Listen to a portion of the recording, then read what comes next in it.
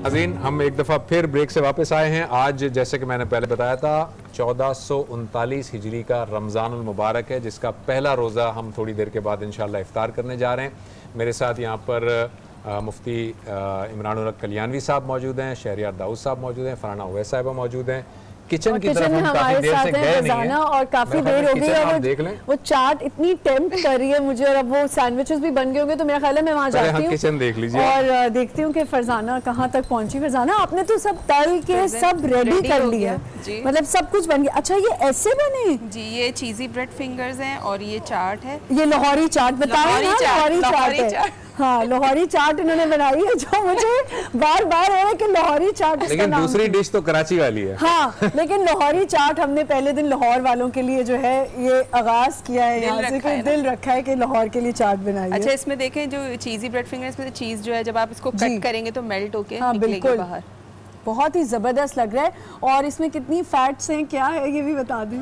Fats देखिए, अब सारा दिन अगर आप नहीं खाते हैं कुछ, और ख़ासकर जो बच्चे होते हैं, जैसे टीन एज बच्चे होते हैं, उनके लिए ये फेवरेट चीज़ें होती हैं, क्योंकि वो बाजार का खाएं बाहर जाके, या इस तरह बाजार की कोई चीज़ घर में लाके खाएं, तो आप ये घर में साफ़ सुथरी चीज़ उनको बना के दें, तो वो उनके हेल्थ के लिए ज़्यादा बेहतर। एक से पहले जो सवाल किया था, तीनों से पूछा था, और वो उसमें ज़रा मैं चाहूँगा कि आप भी अपना इनपुट दे दें, फिर शहरियार साहब से बात करूँगा मैं। और अल्लामा साहब ने बड़ी अच्छी उसकी वजाहत भी फरमाई, उसमें मैं कुछ चीज़ें ऐड करूँगी कि इससे ऐड की थी। उसने कहा था वो फैमिलीज के अंदर जो थोड़े बहुत हो जाते हैं, पॉलिटिशियंस जो हो जाती हैं, उस पर भी मुझे वो एक हदीस याद आ रही थी, वही मैं पहले कोट करूँगी कि आप सल्लल्लाहु अलैहि वसल्लम जो हैं मस्जिद नबवी में हैं, और सहाबा किराम आपके करीब हैं। आप मिंबर की तरफ बढ़ते हैं, पहला कदम उठाते हैं, फरमाते हैं कि आमीन, फिर दूसरे मिंबर पर दूसरा कदम रखते हैं, फरमाते हैं आमीन, और ऐसी तीसरी मरतबा कदम बढ़ाया और फरमाया आमीन। तो सहाबा किराम ने पूछा कि या रसूलुल्लाह सल्लल्लाहु अलैहि वसल्लम, इससे पहले तो हमने आपको ऐसे आमीन कहते हुए नहीं सुना, तो ये आपने क्यों फरमाया? तो आपने फरमाया कि जिब्राईल अलैहिस्सलाम मेरे पास आए, और उन्होंने, जब मैंने पहला कदम उठाया तो उन्होंने कहा कि हलाक हो वो शख्स के जो रमज़ानुल मुबारक का महीना पाए और जन्नत में जाने का हकदार ना हो। तो मैंने कहा आमीन। फिर उन्होंने कहा कि हलाक हो वो शख्स जो नबी करीम सल्लल्लाहु अलैहि वसल्लम का नाम सुने और दुरूद पाक ना पढ़े। तो मैंने कहा आमीन। और फिर तीसरे कदम पे उन्होंने कहा कि हलाक हो वो शख्स जो अपने वालिदैन में से किसी एक को या दोनों को बुजुर्गी की उम्र में पाए और उनकी खिदमत करके जन्नत में ना जाए, तो हलाक हो वो शख्स। तो उस पर मैंने कहा आमीन। तो देखें, ये छोटी सी बात है कहने को कि हमें रमज़ान मिला, हमने उसको किस तरह से लिया, उस पर किस तरह से वो अमल किया जो हमें अल्लाह और उसके प्यारे हबीब मोहम्मद सल्लल्लाहु अलैहि वसल्लम ने बताया। फिर आका का नाम आया तो हमने किस तरह लिया, हमें अपने माँ बाप मिले तो हमने उनके साथ क्या सलूक किया। हम बड़े अच्छे तरीके से रमज़ान गुजार सकते हैं। और अगर हम ये सोचें, जो आमना ने बात की अपनी फैमिली के हवाले से, तो होने के हवाले से सबसे पहले हमें अपना एहतसाब करना चाहिए 2 रोज़ पहले कि हमने क्या क्या गलतियाँ की हुई हैं जिनको हमने करेक्ट करना है, हमने किस किस का माल खाया हुआ है जो वापस करना है, किस किस से वादे किए हुए हैं जो हमने पूरे नहीं किए। अगर हम ये तमाम चीज़ें जानकर उस पर अमल करते हैं तो हम उसका हक अदा करते हैं। लेकिन अगर हम सिर्फ अल्लाह की तरफ तो रुजू किए हुए हैं कि हमने नमाजें भी पढ़ ली, हमने रोज़े भी रख लिए, लेकिन हम हक अदा नहीं कर रहे बंदों का, ख़ास तौर से वालिदैन का, अपने बहन भाइयों का, अपने रिश्तेदारों का जो ज़रूरतमंद हैं, फिर अपने पड़ोसियों का भी। लेकिन इंतहाई मैं कहती हूँ बदनसीब हैं वो लोग जो इन तमाम चीज़ों को जानते हुए भी कि हमारा क्या अंजाम होगा, लेकिन वो रिश्तेदारियाँ भी तोड़ते हैं, आपस में बहन भाइयों में अख्तलाफात डालते हैं और बार बार डालते हैं। फिर वो बच्चे जो अपने वालिदैन को ये जानते हुए भी कि उनकी क्या ज़रूरियात हैं, उनकी ज़रूरियात का ख्याल नहीं करते, बल्कि बीवी बच्चों की तरफ ज़्यादा तवज्जो दे रहे होते हैं। तो अगर आपने इन चीज़ों का ख्याल कर लिया कि हमारे हुकूक क्या हैं, अल्लाह ताला हमसे क्या चाहता है। एक दफ़ा हज़रत दातागंज बख्श की किताब में लिखा हुआ है कि मैंने अल्लाह रब्बुल इज़्ज़त से पूछा कि मैं तेरा कुर्ब चाहता हूँ तो मैं कैसे हासिल कर सकता हूँ। तो अल्लाह रब्बुल इज़्ज़त ने फरमाया कि मेरे बंदों के काम आओ। क्या बात, उनके जितना ज़्यादा उनके लिए आसानियाँ पैदा कर सकते हो करो। अल्लाह ने हमें दुनिया में भेजा ही इसलिए है।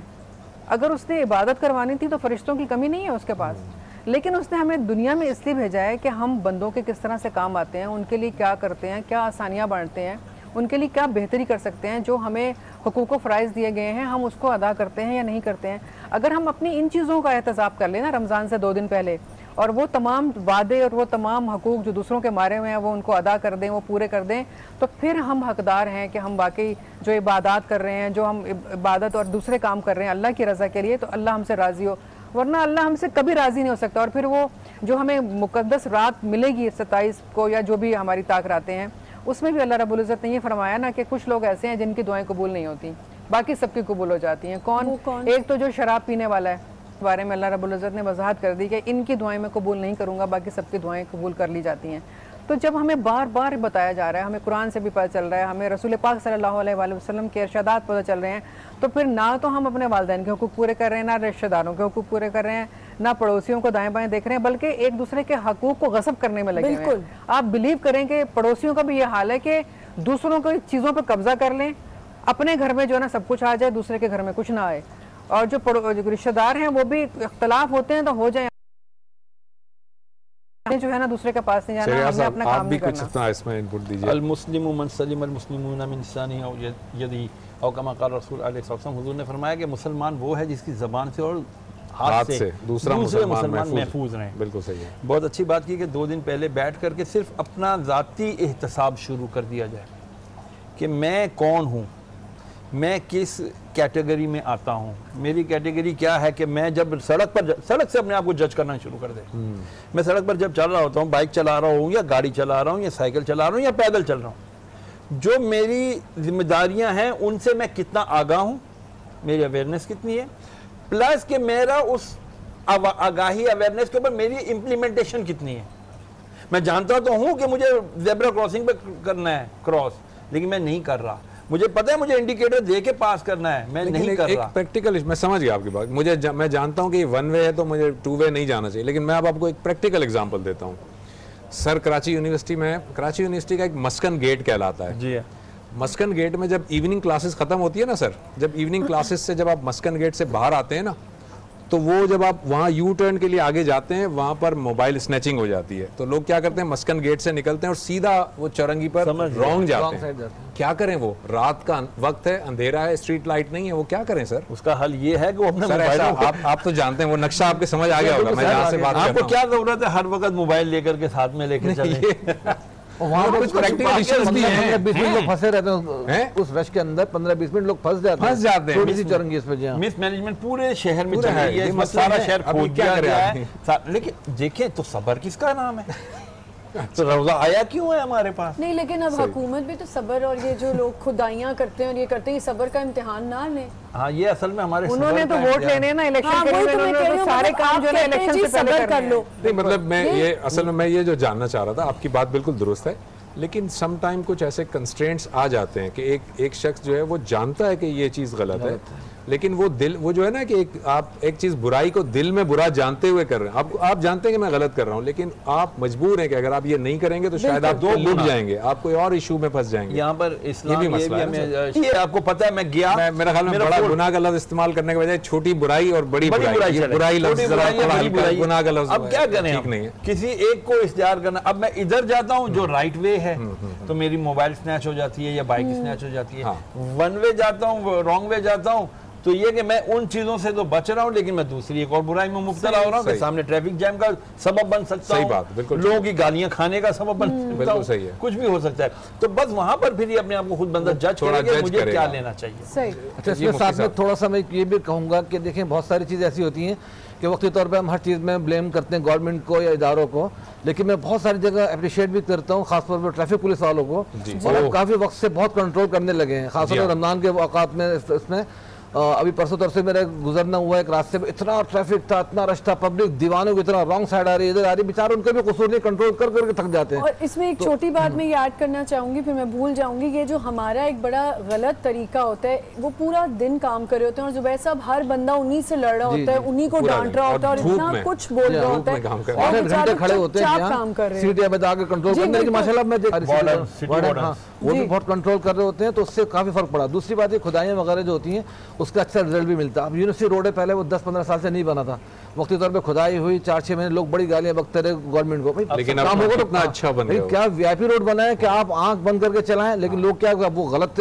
चला रहे हैं, इतने फास्ट चला रहे हैं, खतरा हो जाता है। तो काम करने के लिए पहले तखरीब होती है, फिर तामीर होती है, तो थोड़ा हमें बर्दाश्त करना चाहिए। तो गवर्नमेंट काम कर रही है तो अच्छा, हमें खुश होना चाहिए कि शहर में काम हो रहे हैं, तरक्याती काम हो रहे हैं, अंडरपासेस बन रहे हैं, सड़क बन रही है, लाइट लग रही है, चेंज आ रहा है और कैमराज भी लग रहे हैं। अब तो बाकायदा चलान आने शुरू होगा आपके घर पे, वो बड़े एरियाज में हो गया कि तस्वीर खींच के आपको घर पे चलाना आया था। जब ये सिलसिले होंगे ना, तो सब देखिए फरिश्ता बन जाएंगे। अच्छा, यही रूल तहदीस नेमत के लिए बता रहा हूँ, इसलिए कि जब हम प्रैक्टिकली खुद जब तक हम नहीं करेंगे ना पहल, उस वक्त अच्छा ही नहीं आएगी माशरे में। मैं आपको सदर का जो सदर दवा खाना था पहले, अब जो नया एम ए जिन्ना रोड बन गया, उसको कहते हैं ना लाइन्स एरिया वाला, हम लेफ्ट को टर्न कर रहे थे, वहाँ बहुत बुरी तरीके से ना ट्रैफिक जाम में वहाँ पथारे लगे हुए थे, अच्छा खाली थे।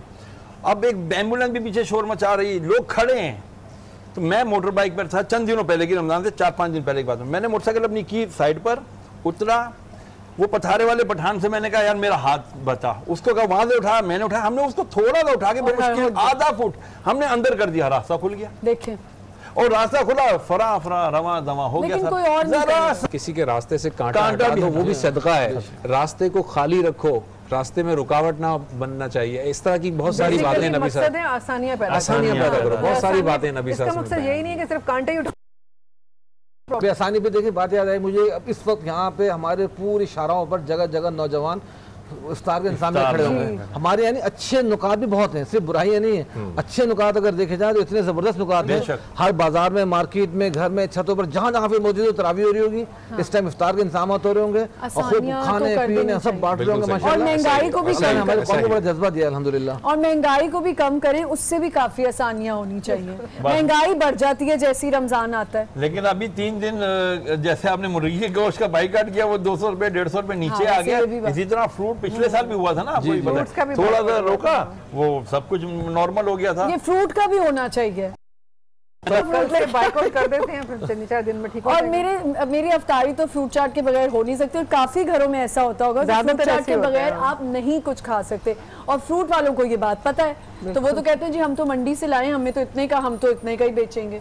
ये जरूर होना चाहिए, हड़ताल होनी चाहिए। वो भी, हाँ, वो भी एक तरह से कंट्रोल होना चाहिए। भारत में गवर्नमेंट अगर अपनी अथॉरिटी को पूरा इस्तेमाल करे, बहुत कुछ हो सकता है, स्टेप लिए जाए तो हर चीज कंट्रोल की जा सकती है। आजकल वैसे भी कुछ बेहतर हो जाएगा ना, वोट भी तो मिलने हैं। हाँ जी, हाँ, तो हमें अच्छी तवक्को रखनी चाहिए, अच्छी उम्मीदें रखनी चाहिए। अल्लाह मजीद बेहतर करे हमारी चीज़ों में, हर चीज़ में। क्योंकि देखें बाहर पूरी दुनिया डिसिप्लिन चल रही है, इसलिए चल रही है, हर चीज़ पे चेक एंड बैलेंस का सिस्टम है, तो चीज़ें बेहतर हो रही हैं। तो यहाँ भी कुछ चिराग अब ऐसे कौम में बेहतरी आ जाएगी। सिर्फ वाज़ व नसीहत से बेहतरी नहीं आती, वो आती है प्रैक्टिकल से और कानून को नाफिज करने से। जिस तरह लोग बाहर की मिसाल देते हैं ना कि बाहर ट्रैफिक की कानून की खिलाफ वर्जी कोई नहीं करता, जबकि मीलों मील को ट्रैफिक पुलिस भी नजर नहीं आता, लेकिन वहाँ पे जगह जगह जो कैमरे छुपे हुए लगे हुए हैं, जब वो फोटो खींच लेते हैं, जब इंसान को वो भरने पड़ते हैं चालान रॉन्ग साइड चलाने पर, तो वो ख्वाब में भी कभी मिस्टेक नहीं करता कि भाई मुझसे मिस्टेक हो जाए कोई। तो इस तरह यहाँ भी मैं आपको रोकूंगा, आपकी बात बड़ी इंपॉर्टेंट है, लेकिन हमें एक शार्प ब्रेक पे जाना है।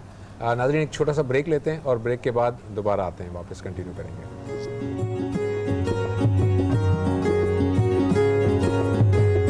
कहते हैं रमज़ान हमारा ईमान में, और अब हमारे पास टाइम कम है, तो मेरे ख्याल से जो टाइम बिल्कुल, हम सवाल इफ्तार की जानिब हम बढ़ते जा रहे हैं। और हमने एक सवाल जब प्रोग्राम स्टार्ट किया था तो पूछा था कि वो कौन सी दुआ है जो कुरान मजीद में भी मज़कूर है, जो कि सैयदना यूनुस अलैहिस्सलाम की दुआ है, जिसके ज़रिए से अल्लाह ताला ने उन्हें मछली के पेट से निजात दी थी। वो दुआ है ला इलाहा इल्ला अंता सुब्हानका इन्नी कुन्तु मिनज़ ज़ालिमीन, जिसे हम आयत करीमा कहा, जिसे आयत करीमा उर्फ़े आम में कहा जाता है। रिवायत तेरे पाक है तू और बेशक मैं ही जालिमों में से हूँ। ये इसका मैंने मफहूम बयान किया। जो हमारे पास जवाबात मौसूल हुए फेसबुक पर, आपने जो जो जवाबात दिए वो सारे जवाबात जिन्होंने सही थे, इस बॉल में जो है वो हमने वो उनके नाम रखे हैं। और फरहाना को मैं चाहूंगी कि आप जरा ये बॉल उठाएं और इसमें से एक पर्ची निकालें किसी लकी विनर की, और वो इंशाल्लाह उम्रे पे जाएंगे। बिस्मिल्लाहिर्रहमानिर्रहीम। अब सब लोग पता नहीं क्या क्या पढ़ रहे होंगे, आयत करीमा ही ना पढ़ रहे होंगे जी। बिस्मिल्लाहिर्रहमानिर्रहीम। आप ही अनाउंस कर दीजिए जी, बताइए। मोहम्मद आसिफ अब्बासी साहब। चलें जी, मोहम्मद आसिफ अब्बासी साहब जी, आपको उम्रे का टिकट बहुत बहुत मुबारक हो। ये उम्रे का टिकट स्पॉन्सर था कारवाने नूरे काबा की जानिब से। मोहम्मद आसिफ अब्बासी साहब, अगर आप हमें सुन रहे हैं तो अब आप राब्ता करेंगे हमारे स्टूडियो में, न्यूज़ रूम से राब्ता करेंगे PCR से, और वहाँ से फिर आपको सारी तफसीलात मिल जाएंगी। मोहम्मद आसिफ अब्बासी साहब, आज का विनर आप हैं। और अब हम कराची और इसके मज़ाफ़ात में कुछ देर के बाद इफ्तार होने जा रहा है। ज़ाहिर है कुछ टाइम लगेगा, लेकिन हमारी ट्रांसमिशन अब इख्तिताम को पहुँच रही है, और मैं चाहूँगा कि हमारी ट्रांसमिशन का इख्तिताम दुआ पर हो, और मैं मुफ्ती साहब आपसे दरख्वास्त करूँगा कि दुआ पर ट्रांसमिशन का इख्तिताम कीजिए। अल्हम्दुलिल्लाह रब्बिल आलमीन वस्सलातु वस्सलामु अला रसूलिही सय्यिदिना मुहम्मद व अला आलिहि व सहबिहि अजमईन। अल्लाहुम्मा अंतस्सलाम व मिनकस्सलाम तबारकत या ज़ल जलाली वल इकराम। रब्बना आतिना फिद दुनिया हसनतन व फिल आखिरति हसनतन व क़िना अज़ाबन नार। ये माह रमज़ानुल मुबारक अता फरमाया है और आज पहला रोज़ा अल्हम्दुलिल्लाह पाए तकमील को पहुँच रहा है। ऐ अल्लाह, आप अपने फजल व करम से अपने दरबार में हमारा और सारे आलम इस्लाम वाले मर्द मोमिनीन का, औरतों का बातें हमसे, हम बहुत ही कमज़ोर गुनहगार बंदे हैं, वो तक़वा हम कहाँ ला पाएंगे, लेकिन आप हमें अल्लाह उस तक़वे की तौफ़ीक़ अता फ़रमा दीजिए, उस तक़वे के हुसूल की जिद्दोजहद में हमें लगा दीजिए। हमारी निगाहों की, हमारे दिल की, दिमाग की, सोचों की, रूह की, जिस्म की, हर चीज़ की अल्लाह तमाम मासियतों से हिफाजत फरमा लीजिए और इसको पाकीज़गी और तहारत अता फ़रमा दीजिए। सर से लेकर पाँव तक अल्लाह रूएँ रूएँ को पाकीज़गी और तहारत अता फ़रमाइए। ज़ाहिरी नज़ाफ़त और बातिनी अल्लाह सफ़ाई अता फरमा दीजिए, नूर ईमानी अता फरमाइए और रमज़ान मुबारक की तमाम बरक़ात से, रहमतों से, मग़फ़िरतों से या अल्लाह हमें, हमारे अहले ख़ाना को, सारे आलम इस्लाम को माला माल फरमाइए। या अल्लाह तमाम मूज़ी और मुहलिक बीमारियों से, कैंसर से, फालिज से, हार्ट अटैक होने से, हार्ट फेल होने से, शुगर के मर्ज़ से या अल्लाह और तमाम की तमाम मूज़ी मुहलिक जो भी बीमारी हो सकती है उन सब बीमारी से हम सबको, हमारे अहले ख़ाना को, सारे मोमिनीन मोमिनात को महफूज फरमाइए। और खुदा न खास्ता जो हज़रात अल्लाह ख़वातीन व हज़रात इन बीमारियों में भी हमें और हमारे अहले ख़ानों को महफूज फरमाइए। हमारे शहर कराची को या अल्लाह अमन का गहवारा बना दीजिए और पूरे पाकिस्तान की या अल्लाह चप्पे चप्पे की हिफाजत फरमाइए। हमारे मुल्क पाकिस्तान को दवाम और इस्तेहकाम नसीब फरमाइए। हम सबको मिल के अपने मुल्क की, अपने मज़हब की पूरी खिदमत की तौफ़ीक़ अता फरमाइए। हमारे मुल्क को भी अल्लाह हर लिहाज से खुशहाल फलाही रियासत बना दीजिए और जो भी हमारी कौम की हमारे अंदर अल्लाह कमी कोताही है उनकी भी इस्लाह फरमा दीजिए। हमें मुनज़्ज़म तरीक़े से इस्लामी अल्लाह को महज़्ज़ब ज़िंदगी गुजारने की तौफ़ीक़ अता फरमाइए।